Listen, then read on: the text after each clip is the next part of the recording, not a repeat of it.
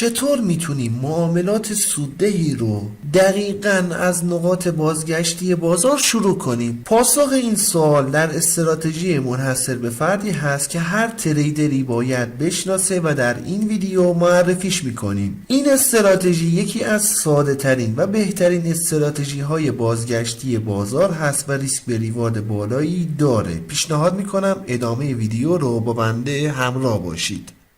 دوستان عزیز سلام، امیدوارم حالتون خوب باشه. من علیرضا هستم و اینجا کانال گلدن تریدینگ سیستم. خیلی خوش اومدین به یه ویدیوی دیگه از سری آموزش استراتژی های پرایس اکشن. قدم اول در این استراتژی شناسایی الگو هست. بیس و پایه استراتژی بر مبنای یه الگوی کندلستیک که خیلی شبیه به الگوی همر و شوتینگ استار هست، اما با تفاوت‌های بسیار جزئی و البته مهم که در ادامه ویدیو بهشون میپردازیم و باعث افزایش اعتبار الگو میشه. در یک الگوی سعودی کندل مورد نظرمون بایستی سایه پایینی بلندی داشته باشه. اینکه کندل صعودی باشه یا نزولی مهم نیست و اینکه سایه بالایی کوتاه یا بلندی هم داشته باشه مهم نیست. همین الان الگو رو با الگوی همر تفکیک کنیم. در الگوی همر سایه پایینی باید حداقل 2 برابر بدنه کندل باشه و اینکه کندل سایه بالایی نداشته باشه یا اینکه سایه بالایی بسیار کوتاهی رو داشته باشه. ولی در این الگو سایه بالایی اصلا برامون مهم نیست. البته سایه بالایی الگو کوتاه باشه باعث افزایش اعتبار الگو میشه، ولی مشخصه اصلی این الگو اینه که سایه پایینی بزرگتر از 3/4 یا 70% طول یا رنج کندل باشه. یعنی به طور مثال اگر رنج کندل یعنی بالاترین تا پایین ترین قیمت کندل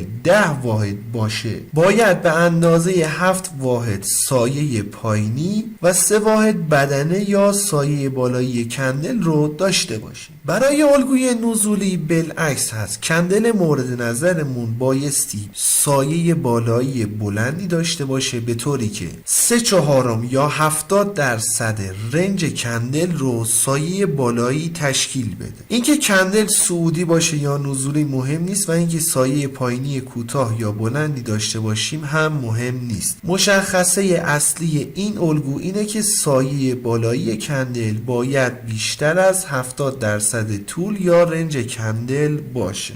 مرحله بعد شناسایی محل تشکیل الگو هست. این الگو در 2 حالت میتونه در چارت رخ بده که اولی در خلاف جهت روند، دومی در یک فاز اصلاحی تشکیل میشه. هنگامی که در یک روند نزولی قرار داشته باشیم و قیمت بیاد به آخرین دره حمایتی برسه و در این دره الگوی کندلی مورد نظرمون تشکیل بشه، کلیات استراتژی تایید و سیگنال خرید رو دریافت کردیم. در کندل بعدی میتونیم وارد معامله بشیم. استاپ پایینه لو کندل و تارگت هم 2 تا 3 برابر استاپ. در یک فاز اصلاحی هنگامی که قیمت در یک روند صعودی مشخص قرار داره، بعد در موج اصلاحی قیمت به آخرین دره اصلاحی میرسه، حالا در اونجا الگوی کندلی تشکیل بشه، سیگنال خرید رو دریافت کردیم و میتونیم وارد معامله بشیم. برای الگوی نزولی هم دقیقاً بالعکس هست. برای اینکه تایم ویدیو زیاد نشه دیگه توضیحش رو نمیدم. تو سبک های اسمارت مانی احتمالاً این موارد رو ببینید که اگه قیمت در یک روند این اتفاق براش بیفته و برگرده بهش لیکویدیتی سویپ گفته میشه و اگر در یک فاز اصلاحی این اتفاق بیفته بهش لیکویدیتی گراب گفته میشه. ولی برای ورود به معامله و این داستان ها و الگوهای کندلی که در اینجور مواقع شکل میگیره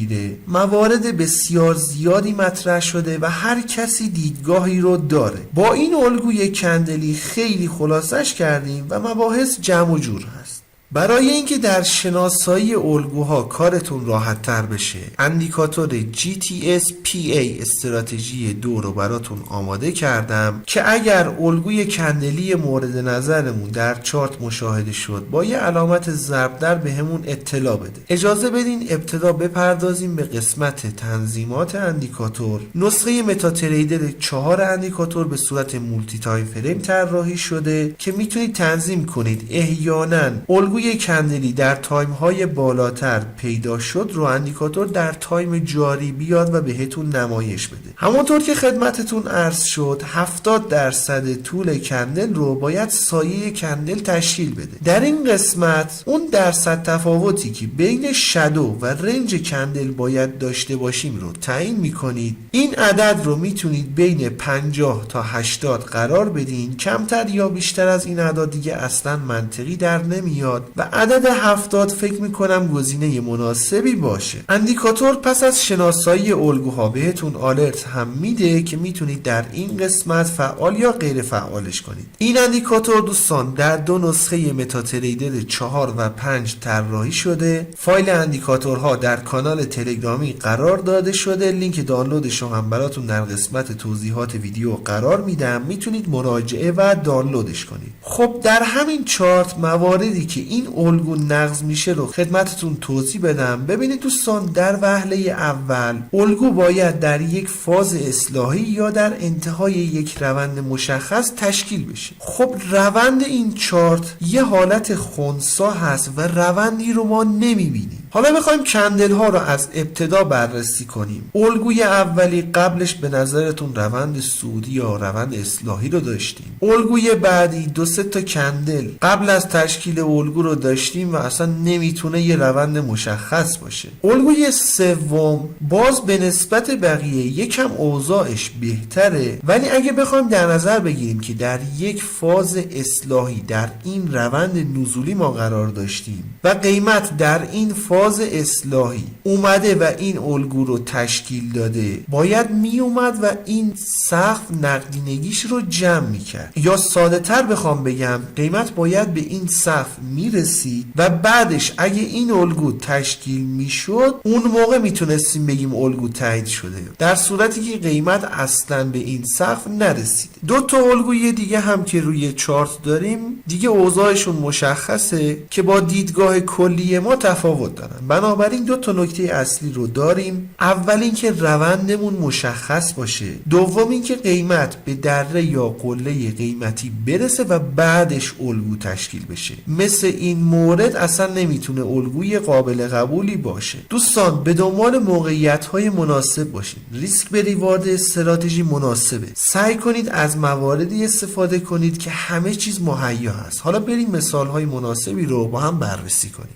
بسیار خوب، اگه دقت کنید در یک روند صعودی کاملا مشخص قرار داریم که قیمت در حال ساخت سقف‌ها و کف‌های بالاتری هست. هنگامی که قیمت با یه حالت شماتیک به این سطح مقاومتی میرسه، بعد یک کندل تشکیل شده که سایه بالایی کندل قطعاً بیشتر از 70% طول کندل هست. باز مواردی که خدمتتون عرض شد، یعنی سایه پایینی مهم نیست، ولی اگه قیمت یه مقدار پایینتر بسته میشد اعتبار الگو بالاتر میرفت. ضمن این که کندل صعودی باشه یا نزولی باز هم مهم نیست. در این صورت سیگنال نزولی رو دریافت کردیم، میتونیم در کندل بعدی وارد معامله فروش بشیم. استاپ بالای پای کندل و تارگت هم 2 تا 3 برابر استاپ. همونطور که مشاهده میکنید تارگت دوم در این محدوده تاچ شده. دوستان در مواردی که میخوایم خلاف جهت روند ترید بزنیم، بهتره در تارگت دوم از معامله خارج بشیم، چون ممکنه مثل این مورد یه الگوی فنجان رو داشته باشیم، بعدش قیمت بخواد دوباره به حرکت خودش در جهت روند صعودی قبل ادامه بده. درسته اینجا صبر میکردیم تارگت های بالاتری هم تاچ میشد، ولی اینکه بتونید تارگت های بالاتری بگیرید نیازمند این سایر فاکتورها مثل تحلیل فاندامنتال یا تحلیل تکنیکال رو در کنارش به کار ببرید و یعنی ریسک نکنید و در تارگت دوم از ترید خارج بشید. قبل از اینکه بخوایم به مثالهای بعدی بپردازیم، میخوام ازتون درخواست کنم که اگر فکر میکنید استراتژی یا ویدیو مناسب هست، لطفاً ویدیو رو لایک و با دوستانتون به اشتراک بذارید. اگر هم دوست دارین بازارهای مالی رو به صورت تخصصی یاد بگیرین، پیشنهاد میکنم کانال خودتون، کانال گلدن تریدینگ سیستم رو سابسکرایب کنید و علامت زنگوله رو هم بزنید تا به محض انتشار ویدیوهای جدید بهتون اطلاع داده بشه. مثال بعدی یه مقدار دربارش چالش هایی رو داریم که فکر میکنم در چارت زیاد باهاش مواجه بشیم. ببینید دوستان، روند که کاملا سودی هست و در اون شکی نیست، ولی جایی که برامون شک باقی میذاره در این محدوده هست. ما به صورت شماتیک گفتیم که قیمت یه شکست ساختار رو انجام میده، بعدش برمیگرده به آخرین سطح حمایتی واکنش نشون میده. ولی اینجا پس از شکست آخرین ساختار قیمت به این محدوده نرسیده که از لحاظ شماتیک الگو بخوایم بررسیش کنیم مثل حالت شماتیک نیست. حالا گاهی اوقات در روند این اتفاق رخ میده و قیمت یه اصلاح رو تجربه میکنه ولی به دره قبلی نمیرسه. در ادامه قیمت میاد و این الگو رو در یک فاز اصلاحی دیگه انجام میده که میتونه نشانه ای از ادامه روند باشه. حالا قیمت به این دره اصلاحی رسید، یک کندل با سایه پایینی بلند مشاهده میکنیم که شادوی پایینی قطعاً بیشتر از 70% طول کندل هست. بنابراین سیگنال خرید رو اینجا دریافت کردیم. در کندل بعد میتونیم وارد معامله خرید بشیم. استاپ پایینه لو این کندل و تارگت هم چون در جهت روند هست، این سری میتونید از تارگت سوم و بالاتر هم استفاده کنید. همونطور که مشاهده میکنید تارگت سوم در این قسمت تاچ شده، ولی تارگت های بالاتری هم داشتیم که اگه صبر میکردیم تاچ میشد. ولی در حرکت های اصلاحی سعی کنید پوزیشن هایی رو وارد بشین که تارگت دوم یا سوم نزدیک به آخرین دره یا قله قیمتی قرار داشته باشه و همونجا سعی کنید تریدتون رو ببندید، چون هر اتفاقی ممکنه با رسیدن قیمت به این قله بیفته و بعدش حالا علاوه بر این که سودتون رو از دست میدین ممکنه استاپ هم بخورید. در باب سخن پایانی قصد داریم یک کانال جدید رو اندازی کنیم که فقط به موضوعات و تمرینات سبک‌های پرایس اکشن و تلفیق اون با تحلیل فاندامنتال بپردازیم که آموزشش داده میشه. مثال‌های بیشتر در کانال جدید که اسمش GTS Trading School خواهد بود قرار میدیم. پیشنهاد میدم عزیزانی که با این سبک میخوان کار کنن حتما مراجعه و مثال‌ها رو دنبال کنن، چون در لایو بازار اتفاقات زیادی رخ میده و قطعاً با پیگیری ویدیوها میتونید زودتر نتیجه بگیرید. همچنین دوستانی که با این سبک کار میکنن اگه احیانا تریدی رو انجام دادین و استاپش تاچ شد، حتما تصویر اون ترید رو برام ارسال کنید. شاید یه ایرادی در تریدها وجود داشته باشه که رعایت نکردین، بهش میپردازیم تا بقیه دوستان این اشتباه رو تکرار نکنن. شاید همه موارد طبق اصول باشه و استاپ بخورین. ریسک به ریوارد استراتژی بسیار مناسب هست. همچنین عجله نکنید و در بهترین زمان وارد معامله بشین. استراتژی هم وین ریت بسیار بالایی رو داره. حالا یه استاپ هم بخوریم ایرادی نداره. بنابراین تصویر ترید هاتون رو برام در پیوی تلگرام ارسال کنید تا بررسیش کنیم. انشالله به محض شروع به کار کانال جدید لینکش رو براتون در قسمت توضیحات ویدیو همچنین بر روی صفحه نمایش قرار میدم تا اگه دوست داشتین تشریف بیارین و مطالب رو با هم دنبال کنیم. انشالله که براتون مفید باشه. رو قله میبینم دوست من.